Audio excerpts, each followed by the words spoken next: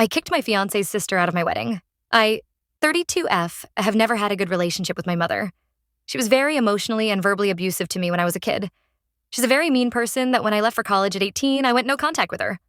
It was best for me to distance myself from her, and it worked for me. When I met my fiancé, John, 5 years ago, he knew all about my relationship with my mom and that I was no contact with her. He always respected my boundaries and never pushed for me to have a relationship with her, even when I was pregnant with our daughter, 2. When I got engaged, I made his sister Stacy my maid of honor because we have a very close relationship.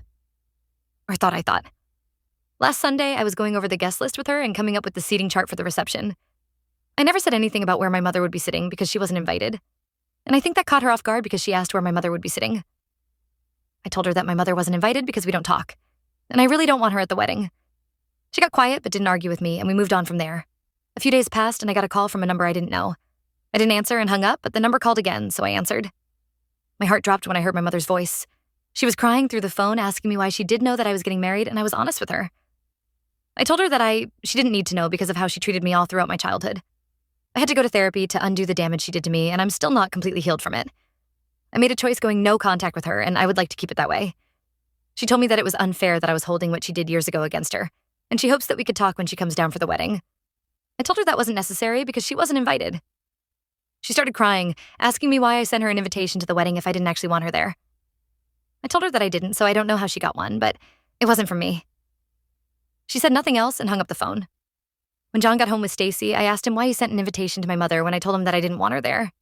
He was confused and said that he didn't, but I told him that someone did because she has one. That's when Stacy steps in and tells me that she was the one that sent out the invitation because she thought that if I saw her at my wedding, I would realize how important it was to have my mother there for me.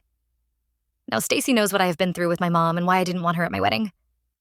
She knows that my relationship with her is not good, and her going behind my back to invite someone to my wedding that I don't get along with felt like a huge act of betrayal.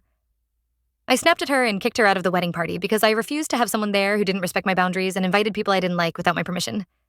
She immediately started crying to John, telling him that I couldn't do this and to stop me from kicking her out of the wedding. He was quick to take my side and completely banned her from the wedding. She was fuming mad and left without saying a word. I got calls all Thursday and Friday from John's family telling me that I was the asshole for making John ban his sister from the wedding. His mom actually told me that what she did wasn't even that big of a deal, and I needed to stop acting like a petty baby over something that happened to me years ago. I told her if she felt that way, she didn't have come to the wedding either before hanging up on her. This whole thing has divided the family, and it's making me feel guilty, but John has reassured me that I did nothing wrong and had nothing to feel guilty about. I want to believe him, but I can't help but feel like I might have overrated a bit. So am I the asshole here?